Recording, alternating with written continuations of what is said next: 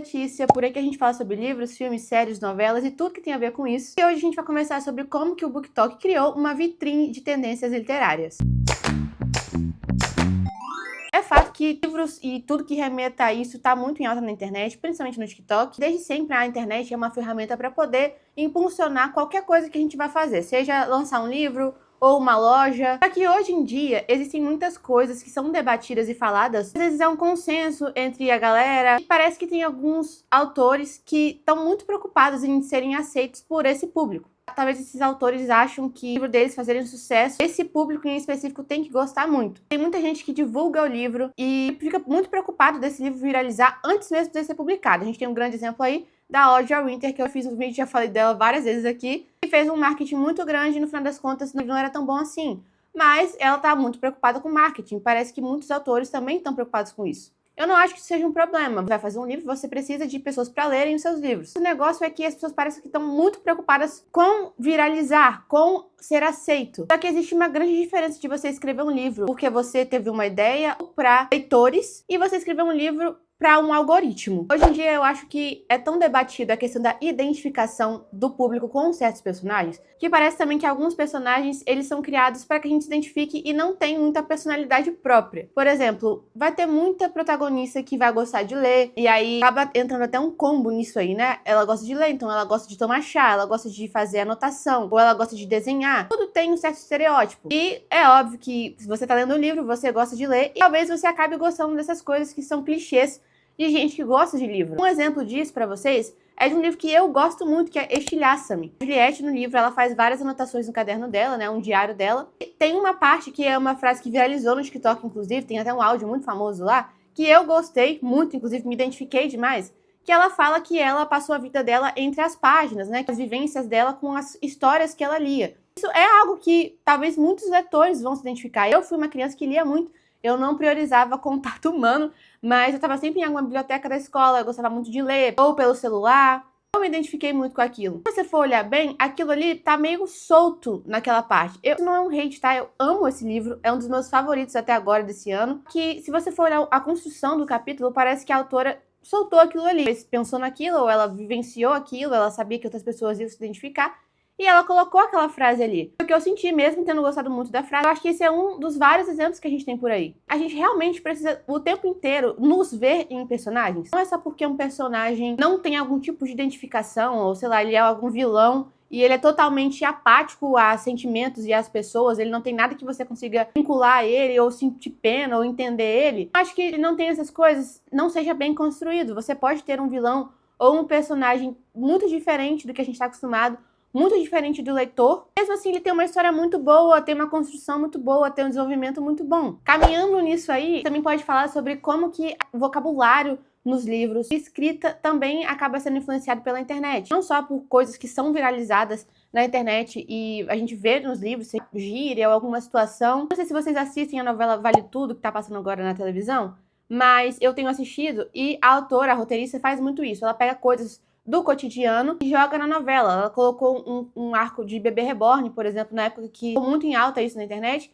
e ela colocou por lá. Pelo que eu tô vendo, parece que ela vai colocar Morango do Amor na história também. Os autores também fazem isso, pegam coisas da vida que tá acontecendo e jogam no livro. Eu não acho isso um problema assim, 100%. Como as pessoas sabem que certas coisas estão viralizadas na internet, elas colocam nas obras delas. Aí entra num outro problema, que é criar alguma coisa com esse intuito. Frase de efeito, alguma situação que a pessoa deve criar pensando assim, não, isso aqui vai viralizar no TikTok. Essa frase aqui, com esse fundo musical, eu acho que vai virar uma trend lá no TikTok. Como se fosse pensado só pra isso. Só a questão de frases, mas às vezes até cenas, sabe? Que, tipo assim, uma atriz vai fazer um papel num filme que era livro, né, que é a Hipótese do Amor. Ela postou isso com o ator, né, que vai fazer o par romântico dela no filme. Eu não sei se essa cena acontece no livro, se vai ter no filme, mas virou uma trend e isso tranquilamente poderia se tornar uma cena de livro. Essa pessoa cria aquilo ali pensando assim, elas vão ler isso aqui, elas vão surtar, elas vão postar lá no TikTok, que era a realização delas, que era o sonho delas ter uma Electrolux de 2 portas, segurando ela, levantando ela com um braço só. Não tô dizendo que é o caso desse livro, tá? Como eu disse, não sei se tem cena no livro. Mas parece que muitas coisas são pensadas só pro algoritmo. Coisa também que eu acho que tem se tornado muito comum é a questão de cenas picantes em livro. Eu não sou contra esse tipo de cena, porque eu sei que tem gente que gosta de ler e tal. não faz o meu estilo, eu não gosto de ler essas coisas. Eu tenho algumas opiniões que podem ser um pouco polêmicas a respeito disso, mas não vou entrar nesse assunto aqui agora. Mas eu tô lendo um livro chamado Um Lance em Falso, que é um jogador de hóquei, a menina, ela é uma professora de yoga e tal. O livro, ele é muito legal. Só que como eu não gosto de ler cenas picantes detalhadas, eu acabo pulando muita coisa. E ontem, por exemplo, eu tava até conversando com meu marido sobre isso, que eu tava com o Kindle na mão lendo, e eu falei que eu acabei de pular um capítulo inteiro só disso. Tipo assim, não tem um objetivo. Quando é um livro que é feito para isso, por exemplo, 50 Tons de Cinza, você já vê na sinopse do que o livro se trata. Você vai ler, você vai assistir o filme sabendo que é sobre aquilo ali. Agora eu não entendo por que tantas e tantas e tantas cenas picantes em um livro que, tipo assim, não pede aquilo ali. Eu até entendo a pessoa querer colocar só 2, 3, 4 cenas durante um livro que é enorme. Eu li aquele livro chamado Uma Farsa de Amor na Espanha, e se não me engano tem só 2 ou 3 cenas que são assim, né? É o suficiente. Que não gosto, consigo pular tranquilamente. Não perdi metade do livro por causa disso. E quem gosta, leu ali, gostou e a vida seguiu. Esse livro que eu tô lendo e vários outros, simplesmente assim, não tem um objetivo. O livro não é sobre isso. A construção do casal não precisa de cenas de sexo, principalmente cenas de sexo explícita. Uma das coisas que eu gosto muito do livro de Estilhaça-me, essas cenas de sexo não são explícitas. Fica ali subentendido que eles vão fazer as coisas. A autora simplesmente, tipo assim, aconteceu.